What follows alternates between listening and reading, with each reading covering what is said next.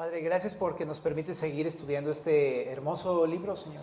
Y cómo has tenido instrucción, dirección, consuelo, nos has aclarado cosas, nos has enseñado también otras cosas.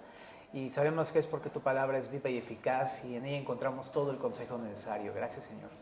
Ponemos en tus manos este tiempo para que nos dirijas a través de la palabra y que podamos salir de aquí edificados, exhortados, llenos de gozo, de gratitud, con dirección, con consuelo, con fortaleza, Señor. Te lo pedimos en el nombre de Jesús. Amén. Bien, el capítulo número 13 es como una especie de paréntesis después del relato de las trompetas. Es un paréntesis que ocurre entre los juicios de las trompetas y los juicios de las copas, es decir, la segunda serie de juicios y la tercera serie de juicios del libro de Apocalipsis. En el capítulo 12, la semana pasada estuvo por acá Manín enseñando y vimos que después de la séptima trompeta se describe la aparición de una falsa trinidad, comenzando con el gran dragón en el capítulo número 12, que dijimos que era ¿quién? Satanás, exactamente, muy bien. Y después de Satanás, en el capítulo número 13 va a mostrar a esta segunda parte de la falsa trinidad, que es el anticristo, y en el capítulo número 13, en la segunda parte va a ser el falso profeta que hace las veces del Espíritu Santo, pero de manera pues falsa también. Entonces es una falsa trinidad la que está presentando durante esta sección. Y todo lo hace aquí, Juan lo relata de esta manera, para hablar de cómo Satanás, valiéndose del anticristo, el falso profeta, está tratando en esta época de los dos capítulos, tratando de tomar el poder y el control del mundo por completo, en la gran tribulación, en esta sección de la gran tribulación. ¿Okay? Entonces la semana pasada comenzó el relato del gran dragón que es Satanás y cómo se representa a través de una mujer vestida de sol, ¿te acuerdas? Y dijimos que era Israel, ¿no? Esta mujer es Israel, que está siendo perseguida por este gran dragón. Y también no solamente Satanás persigue a Israel, sino también persigue a su hijo, al hijo de esta mujer, que también explicaba Manín que es muy probable que sean los 144,000. ¿Por qué razón? Porque todavía Jesús no está manifestándose. Eso va a ocurrir más adelante en el libro de Apocalipsis. Y también porque son los 144,000 los que están en este momento en la gran tribulación como parte del pueblo de Israel. Entonces es muy probable que sean los 144,000 perseguidos por Satanás en esta época.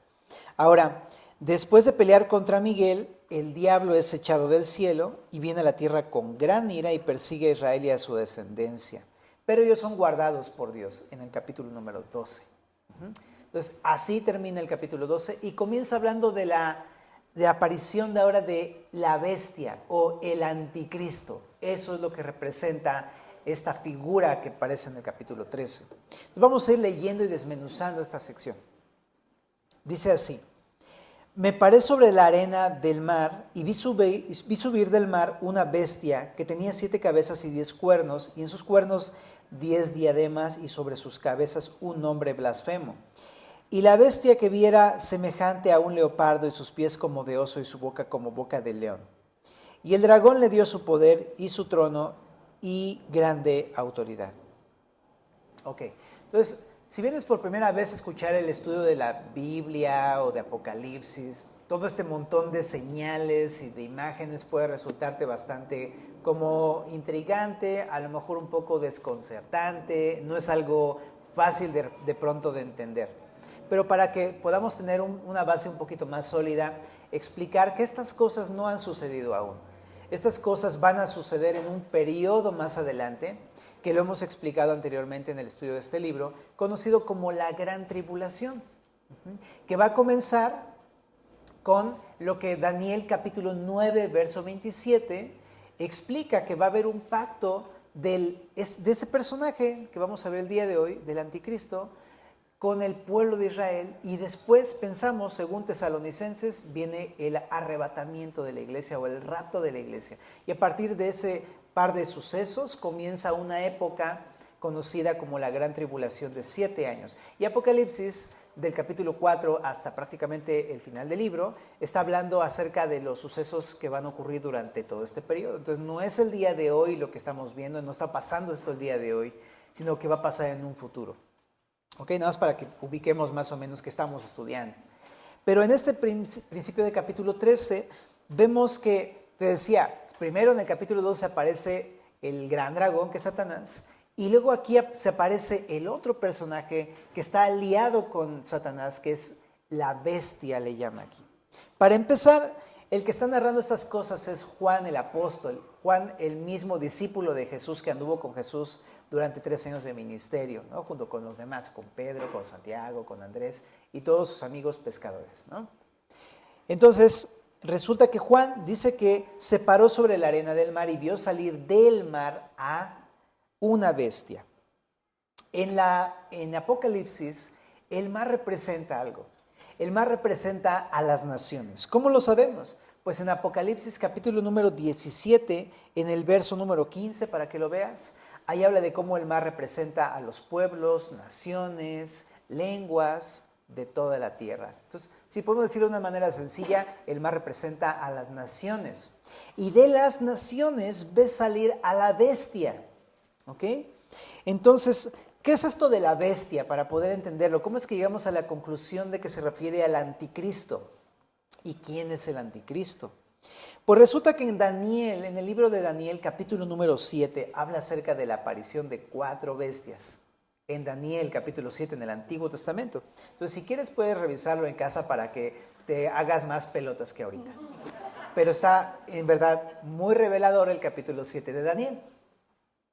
Y en Daniel 7:17 dice que las bestias, estas 4 bestias que aparecen en Daniel 7, representan a 4 reyes o 4 reinos que se van a levantar en la tierra en el tiempo del fin. Estamos hablando de este momento de la gran tribulación. Ajá. En un cumplimiento inmediato, cuando Juan escribió estas cosas en Apocalipsis, muchos pensaban que su cumplimiento lo había tenido de manera inmediata en la época de Juan, porque habían ya habido 4 reinos muy grandes sobre la tierra que habían gobernado en aquel tiempo. Por ejemplo, había gobernado el imperio babilónico, después el imperio medo-persa, luego el imperio griego y luego al final los romanos. Estaban precisamente en la época romana, justamente con Domiciano, ¿te acuerdas? Entonces pensaban precisamente que este era el cumplimiento de esta profecía, y en cierta manera sí, porque la profecía en la Biblia siempre tiene cumplimientos inmediatos, pero también luego tiene cumplimientos distantes a futuro. Entonces, en cierta manera sí hubo un cumplimiento inmediato, porque en esa época ya estaba Roma, y algunos pensaban que después de este imperio vendría a ocurrir toda la serie de sucesos que narra Apocalipsis, pero no. Resulta que Apocalipsis no solamente hablaba de ese cumplimiento inmediato, sino de uno más adelante. Entonces, hablando de esto, la 4ª bestia, que aquí, digamos de manera inmediata, pudiera haber sido Roma en el tiempo de Juan, apuntaba a un reino más adelante. No era Roma, sino era un imperio que vendría, o un reino, o un gobierno más adelante que vendría. Y también apunta a un 4º rey o 4º gobernante en un futuro. Un rey que se levantaría en la tierra en un futuro, un gobernante muy poderoso que ejercería dominio sobre toda la tierra.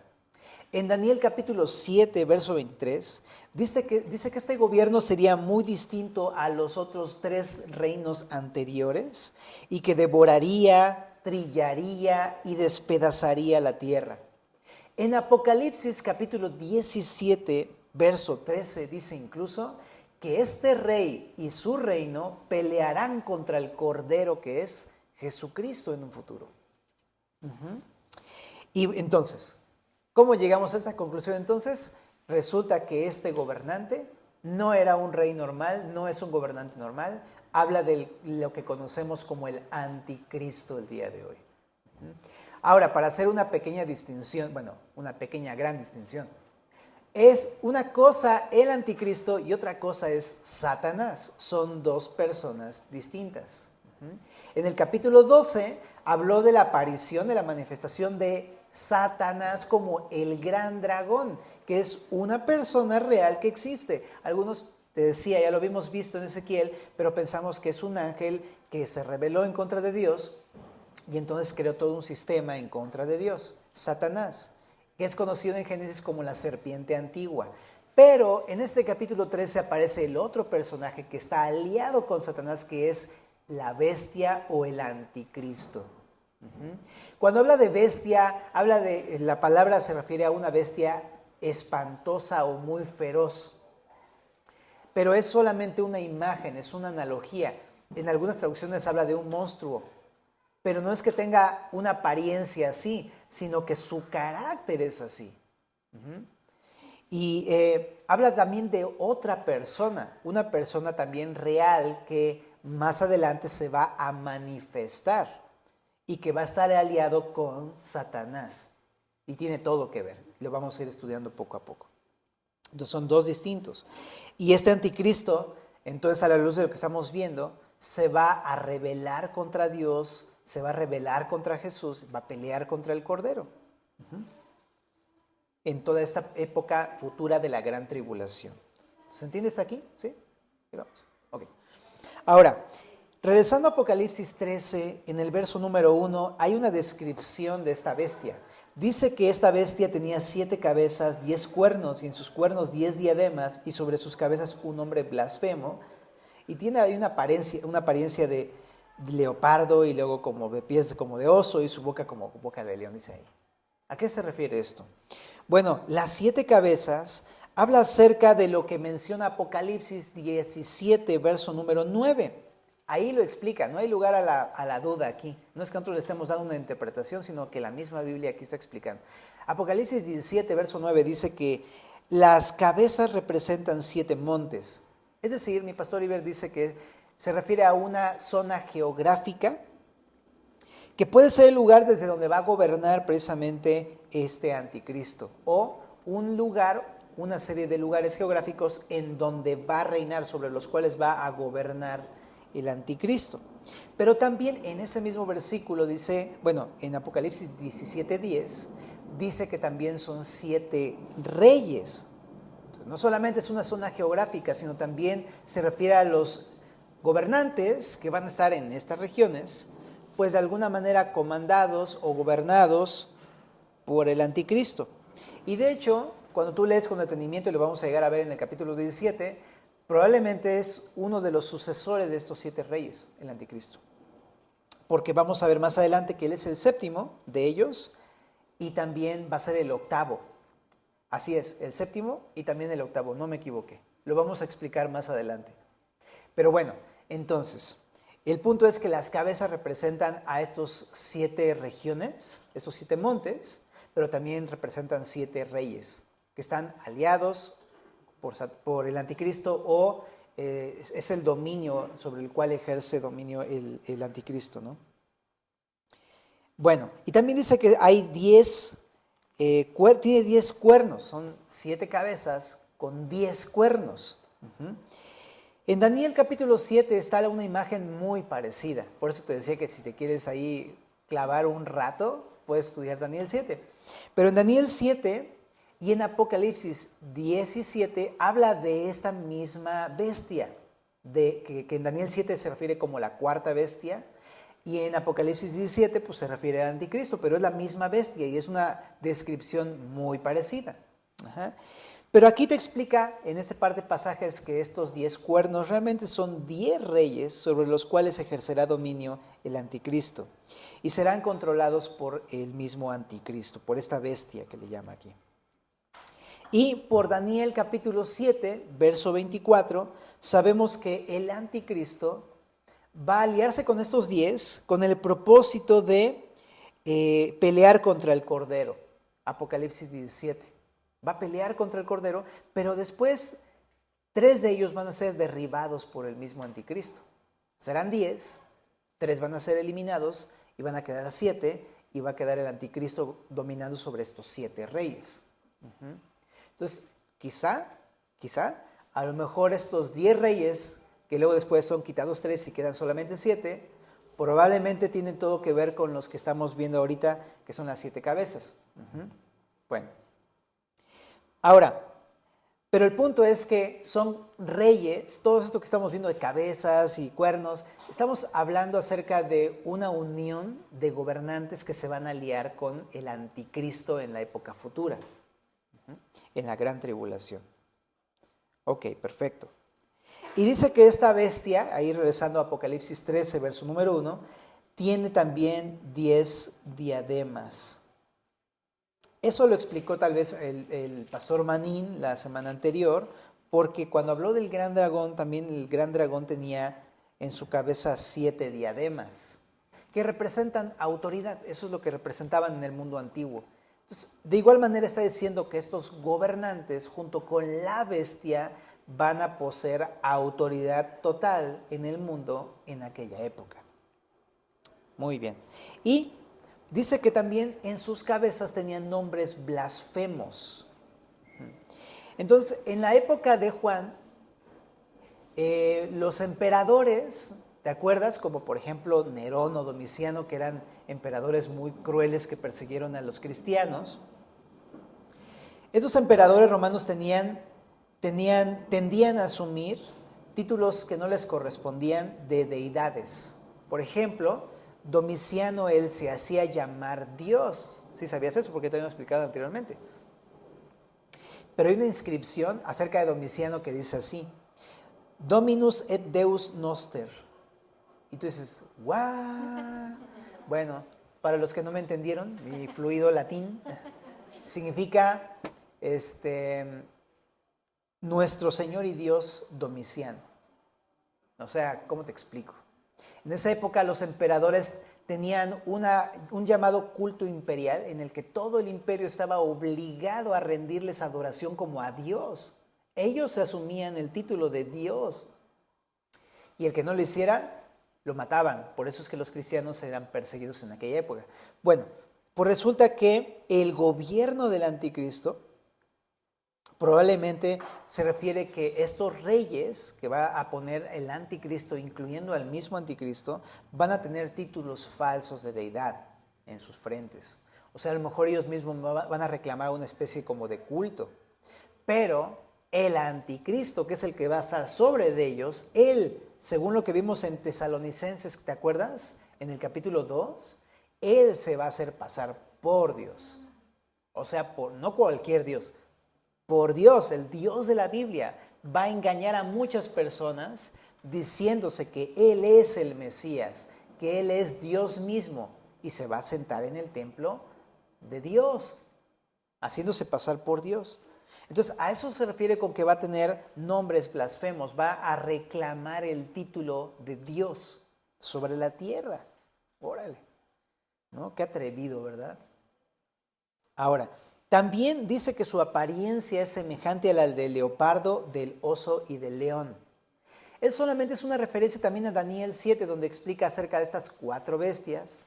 Pero aquí está interesante porque mientras en Daniel 7 cada una de las bestias tiene una apariencia distinta, y te decía que probablemente eran distintos tipos de reino o reyes en la historia, aquí se les atribuye estas imágenes al mismo anticristo. Dice que el anticristo va a ser semejante a el leopardo o el león o el oso de los que habla Daniel en aquella porción. ¿A qué se refiere esto?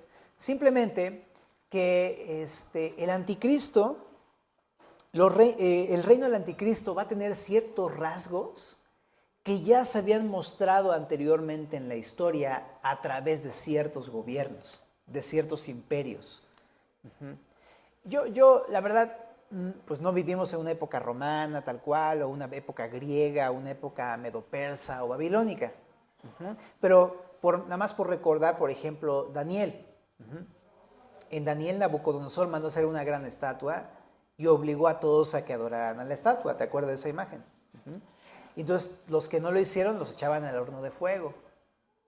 Entonces, probablemente habla como de rasgos así, parecidos, en los que va a obligarse a las personas un culto hacia el anticristo, o va a haber persecución, o va a haber una serie de cosas similares a las que hubieron en aquellas épocas. ¿Me explico?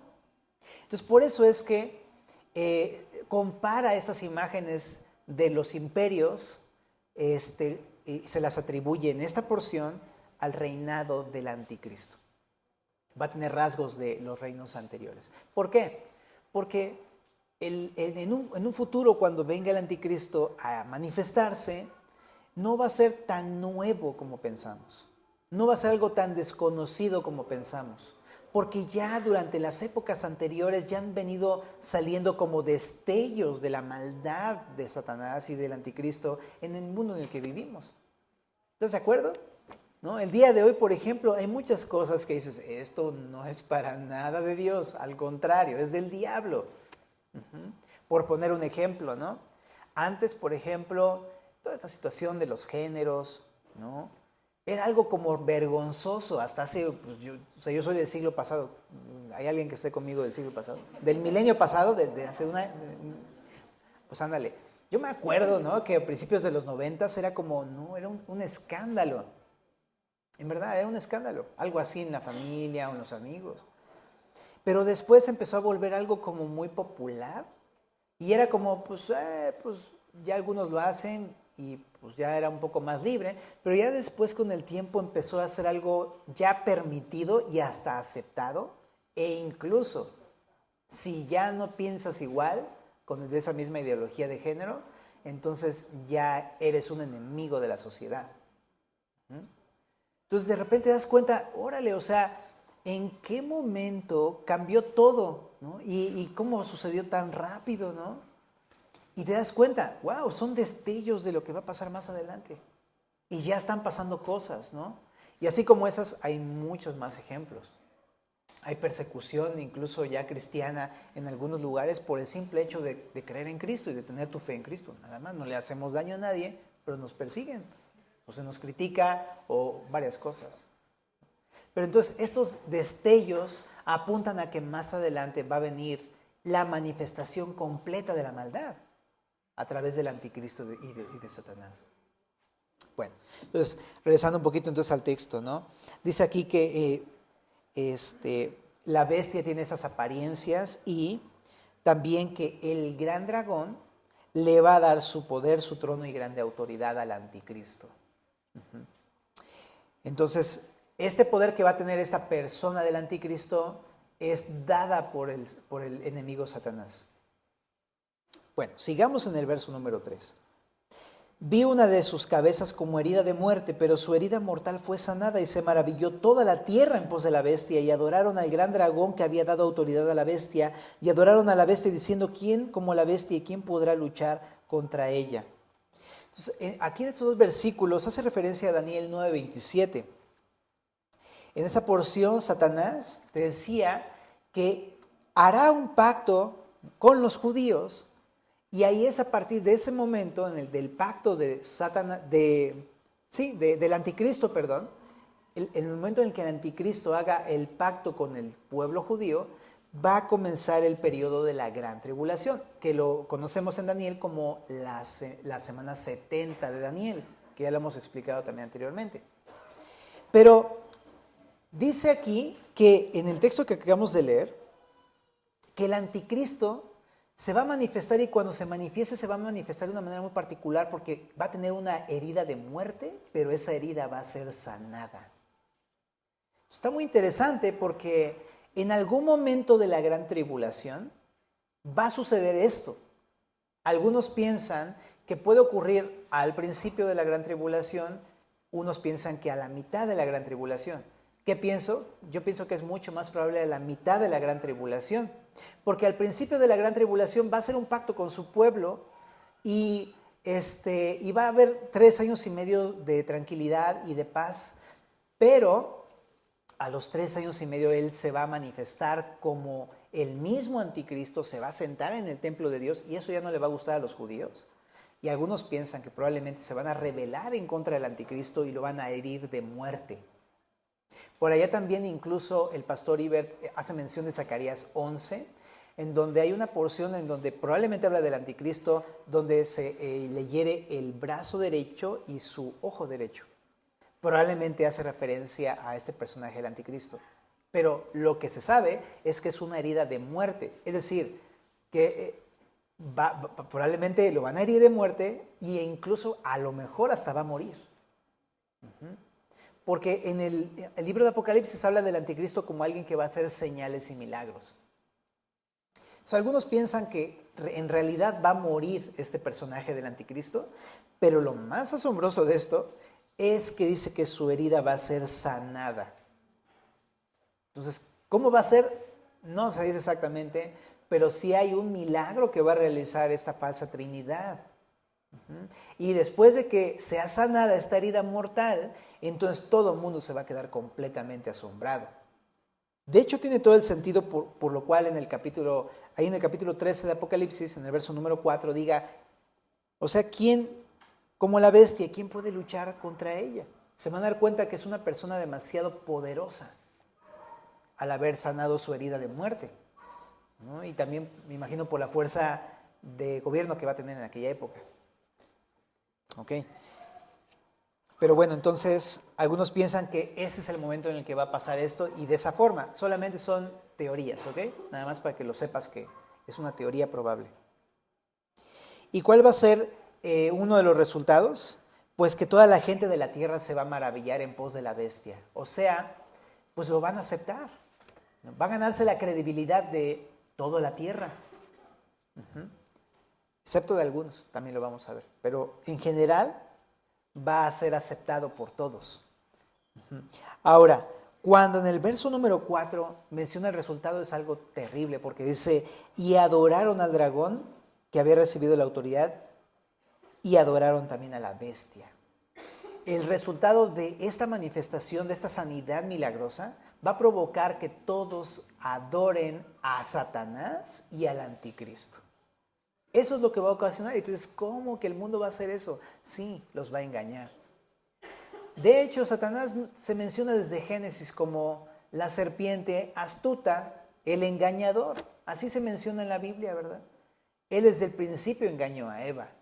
Y durante toda la historia ha sido su estrategia más común, el engaño. Y de esta manera igual va a engañar a toda la tierra haciéndose pasar por Dios.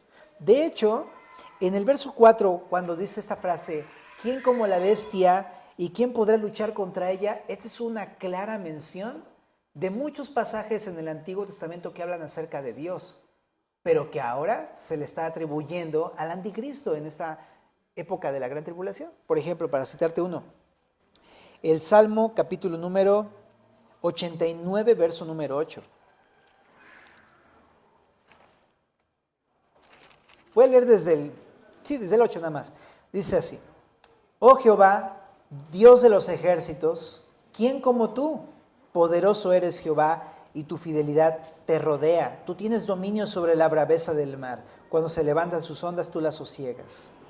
También, por ejemplo, en Éxodo capítulo número 15, verso número 11. Éxodo 15, 11. Dice así, ¿quién como tú, oh Jehová, entre los dioses? ¿Quién como tú, magnífico en santidad, terrible en maravillosas hazañas, hacedor de prodigios? Como te das cuenta, cuando habla acerca de Dios como alguien incomparable, está hablando acerca de Dios, de Jehová, del Dios de la Biblia. Pero aquí en Apocalipsis 13 se refieren estas palabras al anticristo. ¿Qué significa? Que engañó a todos. Eso es lo que significa, haciéndose pasar por Dios, y lo están confundiendo con Dios. Eso es lo que está sucediendo ahí en Apocalipsis. Pero regresemos a Apocalipsis 13 en el verso número 5. Dice así, también se le dio boca que hablaba grandes cosas y blasfemias, y se le dio autoridad para actuar 42 meses. Y abrió su boca en blasfemias contra Dios para blasfemar de su nombre, de su tabernáculo y de los que moran en el cielo. Y se le permitió hacer guerra contra los santos y vencerlos. También se le dio autoridad sobre toda tribu, pueblo, lengua y nación. Y la adoraron todos los moradores de la tierra cuyos nombres no están escritos en el libro de la vida del Cordero, que fue inmolado desde el principio del mundo. Ok, aquí hay otros datos importantes también. Dice que esta bestia, el anticristo, se le va a dar una boca que hablaba grandes cosas. ¿A qué se refiere? Simplemente que va a hablar con arrogancia, a eso se refiere. O va a hablar palabras llenas de orgullo. Pues cómo no, si se está haciendo pasar por Dios, es evidente que va a hablar palabras muy orgullosas. Pero también dice que va a hablar blasfemias. En otra traducción lo traduce como insultos contra Dios, directos. Pero aquí al menos menciona 3 cosas en las que va a blasfemar o insultar a Dios. Número 1, va a blasfemar de su nombre. ¿Qué significa? Cuando habla del nombre de Dios en la Biblia se refiere al carácter de Dios. Nosotros conocemos el carácter de Dios. ¿Cómo es Dios? Dios es bueno, misericordioso, paciente, fiel, bondadoso, amoroso, poderoso, todo eso, ¿verdad? Pues cuando se trata de blasfemar, probablemente el anticristo va a estar cuestionando o contradiciendo este carácter de Dios. Quizá a lo mejor va a decir cosas como Él no es bueno, Él no es justo, etcétera, etcétera, etcétera. Va a blasfemar el nombre, el carácter de Dios. Va a insultarlo. Ahora también dice que va a blasfemar de su tabernáculo. Hace referencia al templo. Entonces, algunos están pensando, puede ser que se refiera a que la blasfemia sea como tal el hecho de que el anticristo se va a sentar dentro del templo. O sea, va a haber un templo futuro, ahorita no lo hay, ya hay planos y hay planes también para hacerlo. Pero en un futuro van a reconstruir el templo y hay una sección dentro del templo que es el lugar santísimo donde está el arca del pacto. Y el arca del pacto hacía las veces del trono de Dios en el cielo, pero aquí en la tierra. O sea, algunos piensan que lo que va a hacer es que se va a sentar en ese trono el anticristo. Y ese momento, ese hecho, probablemente es al que se refiere como la blasfemia del tabernáculo, precisamente, porque va a profanarlo, él se va a sentar en un lugar que no le corresponde. Pero algunos otros piensan que esta frase de blasfemar de su tabernáculo habla de que va a insultar el templo celestial, de alguna manera como diciendo, ese no es el templo real, sino que el templo está aquí, yo estoy sentado ahí, y ese tipo de cosas, él se va a hacer pasar por Dios. Bueno, hay ambas posibilidades, ¿no? Y también va a blasfemar de los que moran en el cielo. Y bueno, a la luz de lo que hemos estudiado en Apocalipsis, ¿quiénes están en el cielo en ese momento futuro de la gran tribulación? ¿Alguien ha creído en Cristo? Bueno, pues entonces aquí dice que te va a insultar el anticristo. Porque vamos a estar allá en el cielo, vamos a estar con el Señor y vamos a ser insultados por el mismo anticristo. Y no solamente nosotros, pues Dios mismo está ahí y también pues sus ángeles, ¿no? Y va a insultar a todo lo que está en el cielo. Bueno, entonces dice aquí en el verso número 7 que también al anticristo se le va a permitir hacer guerra contra los santos y vencerlos. ¿Quiénes son los santos de lo que hace mención en el verso número 7? Bueno, la iglesia ya no está, entonces no somos nosotros. Sino que aquí la palabra santo hace referencia a probablemente los 144,000 o puede hacer referencia a aquellos que creyeron en el Mesías o que van a creer en el Mesías dentro de este periodo del gobierno del anticristo en esta época de la gran tribulación. Porque acuérdate que hay unos que no son parte de los 144,000 que también van a creer. Probablemente habla acerca de ellos. Entonces, son posibilidades, familia, ¿no? Pero el punto es que el anticristo va a hacer guerra contra ellos y ¿qué crees? Va a ganarles, exactamente. Los va a vencer, que significa, pues los va a matar. Eso es lo que va a suceder. Vamos a llegar a Apocalipsis 17, en donde ahí habla muy claramente de cómo va a matar a las personas que no estén adorando al anticristo ni a Satanás. Van a ser muertas. Entonces, eso es lo que va a pasar. Sí va a tener una victoria muy grande, muy poderosa el anticristo, pero es temporal. Va a ser solamente por 3 años y medio. Pero también dice aquí en el verso 7, también se le dio autoridad sobre toda tribu, pueblo, lengua y nación. O sea, va a tener un dominio absoluto el anticristo. En el verso 8 también dice que, y la adoraron, o sea, está hablando de a la bestia o al anticristo, lo adoraron todos los moradores de la tierra cuyos nombres no estaban escritos en el libro de la vida. Órale. Entonces, aquí está también interesante porque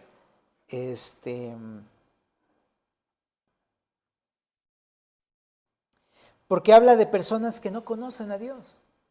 La pregunta es, ¿quiénes son los que están inscritos en el libro de la vida y quiénes son los que no están inscritos en el libro de la vida? Porque aquí los que no están inscritos son los que van a adorar a la bestia. Bueno, está muy sencillo de contestarlo esto, ¿verdad? No se dice exactamente en la Biblia toda la descripción, pero hay varios pasajes que si quieres puedes anotarlos para estudiarlos en casa más detenidamente. Por ejemplo, está el Salmo 69, verso 28. Salmo 69, verso 28. Está Apocalipsis capítulo 3, verso 5. Apocalipsis 3, verso 5. Apocalipsis 17, 8. Apocalipsis 20, verso 12 y 15. Apocalipsis 20, verso 12 y 15. Apocalipsis 21, verso 27. 21, verso 27. Apocalipsis 22, verso 19. ¿Qué dicen todos estos pasajes? Que hay un libro que es el libro de la vida del Cordero. Es un libro en donde están inscritos varios nombres. Y según este pasaje, y en complemento con los demás, habla de un libro en donde están apuntados todos aquellos que han tenido fe en el Mesías. Así para que sea bien sencillo de entender. Todos aquellos que han confiado en Jesucristo como su Señor y Salvador están inscritos en ese libro. Aquellos que por fe hemos creído que Él es quien dijo ser y que Él, siendo Dios, murió en la cruz por nuestros pecados y resucitó. Y si hemos depositado nuestra fe o nuestra confianza en eso, estamos en ese libro. Pero los que no estén inscritos, pues no van a conocerlo, no van a tener una relación personal con Él. Por eso van a ser tan fácilmente engañados cuando en aquel tiempo venga la bestia y les diga que Él es el Mesías. Y lo van a adorar. ¿Por qué? Porque no conocen al Cordero. Y la distinción va a ser muy... o sea, para ellos es como un ciego que no sabe distinguir. Porque al no conocer a Dios, al no conocer a Cristo, como dice por ahí el dicho, cualquier barbón se le hinca, ¿no? Pero cuando tú conoces de la palabra y conoces de Dios y a Jesucristo a través de una relación personal, te das cuenta de lo que es de parte de Dios y lo que no es de parte de Dios. Es muy fácil distinguirlo cuando tienes una relación con Cristo. Muy fácil. Y cuando hay algo que parece que es de Dios y tú dices, no, parece, pero no. Por ejemplo, el evangelio de la prosperidad, ¿no?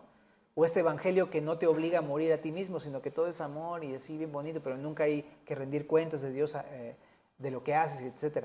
Son evangelios falsos. Pero tú puedes distinguirlo cuando tienes una relación con Cristo. Pero esas personas no lo van a hacer porque no tienen una relación con Cristo. Entonces por eso van a ser engañados y ellos no van a estar inscritos en el libro de la vida. Y en el verso número 8 también aclara que ese es el libro de la vida del Cordero, ¿no?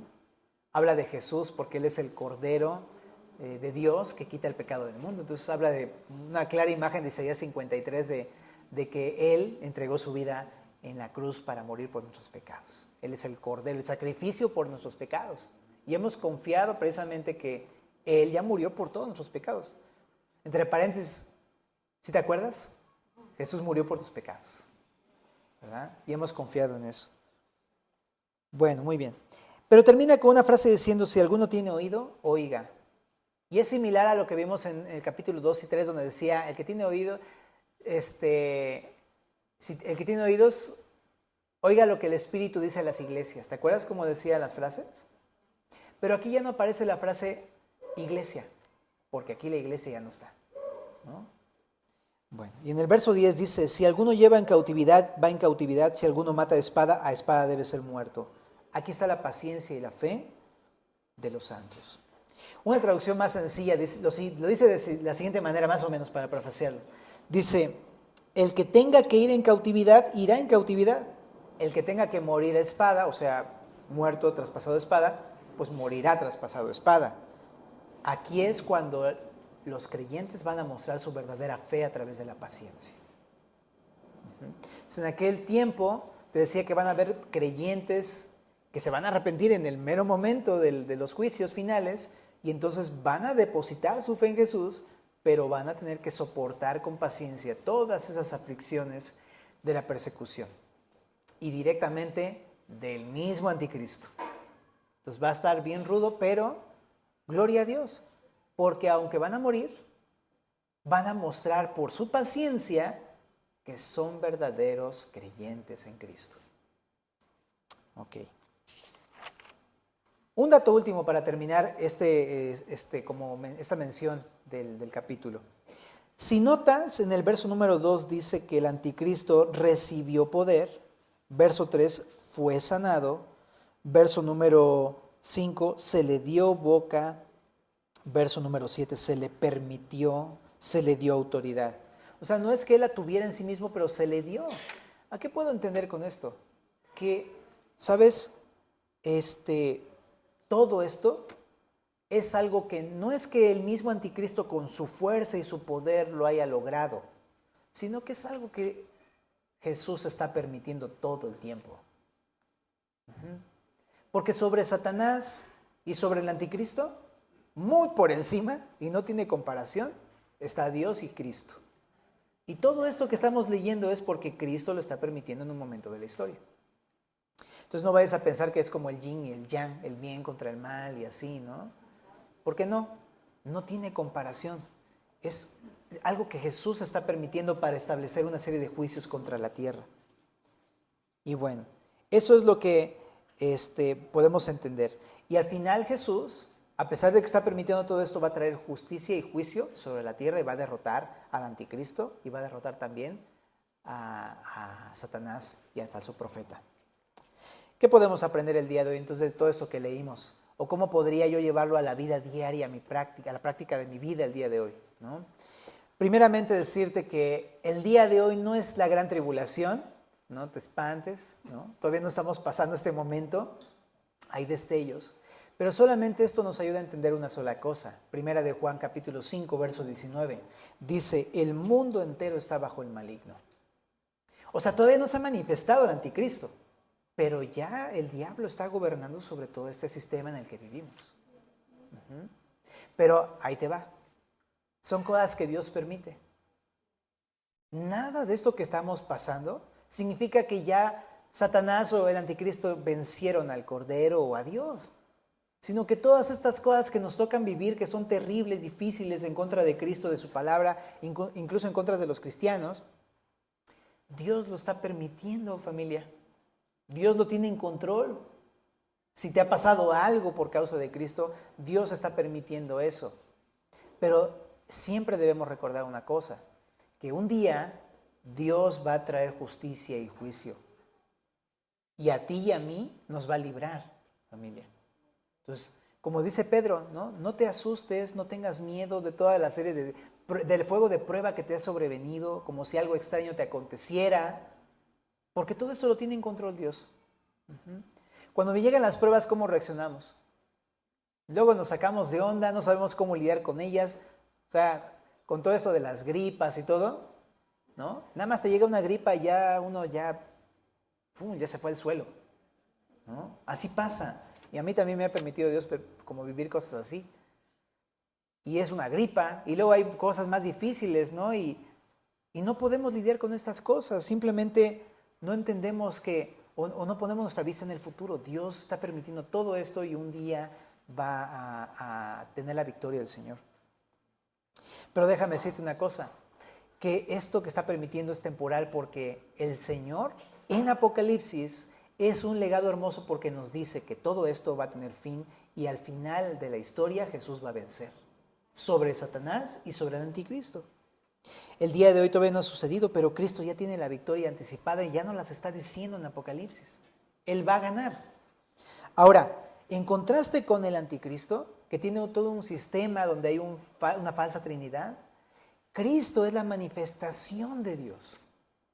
Es la contraparte. Mientras el anticristo está aparentando ser el Mesías, realmente es Cristo Jesús el que es el Hijo de Dios, Dios hecho carne, el verdadero Dios que proviene del Padre, que es uno con el Padre y que se ha manifestado a nosotros.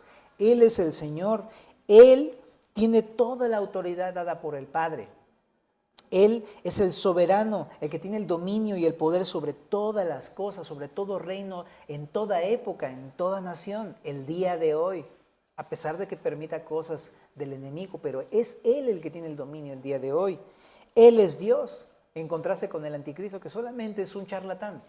Y aquí Él se muestra como el Dios. Jesús es Dios por completo. Y, ¿sabes? Que hasta eso, ¿cómo le copia todo a Jesús? Porque mientras el anticristo tiene una herida que es sanada, Jesús resucitó de los muertos. Jesús fue clavado en una cruz. Y no solamente fue sanada su herida, Él venció la muerte. Él venció el pecado y también venció al diablo en la cruz del Calvario. Y lo sabemos porque está vivo el día de hoy, porque resucitó de los muertos Jesús. Entonces, si te puedo decir una cosa con todo esto que estamos viendo es, ¿sabes? Él se ha manifestado claramente a nosotros.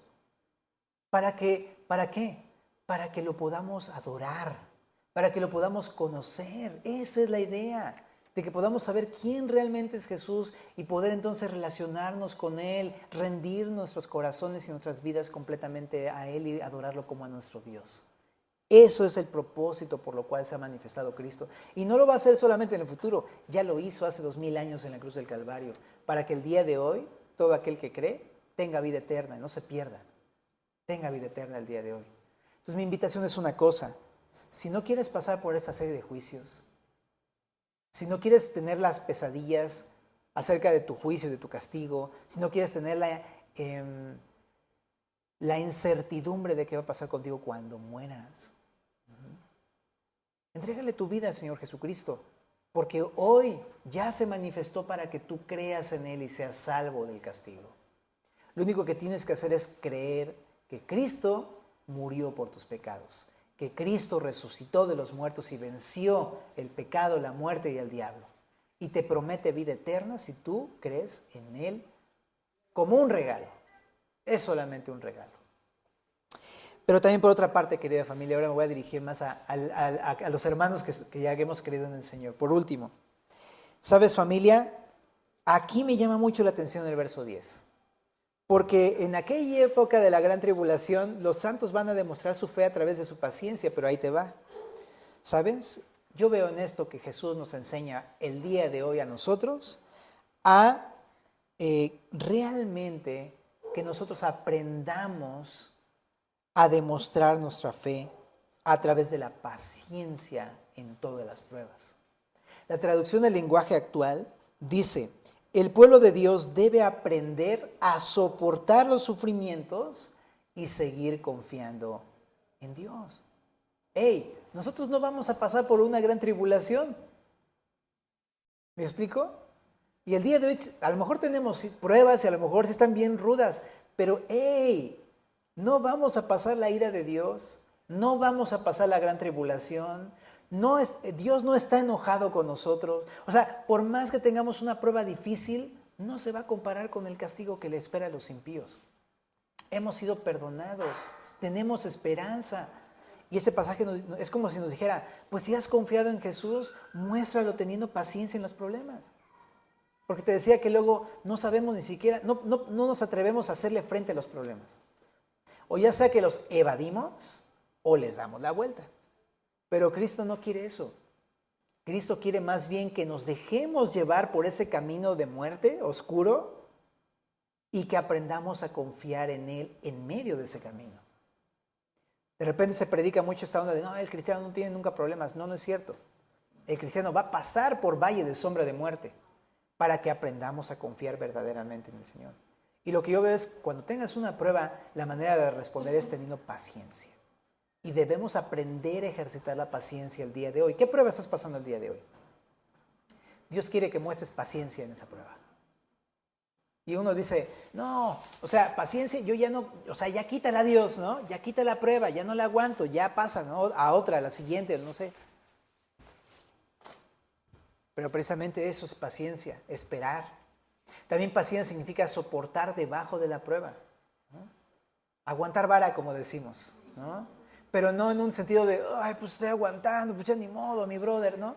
No, sino con fe. Es la demostración de nuestra fe. Es como decir, sí es difícil, pero confío en Dios. Sí está pesado, pero confío en el Señor. Sí es incómodo, sí es doloroso, sí es triste, pero confío en Dios. Y ahí está conmigo.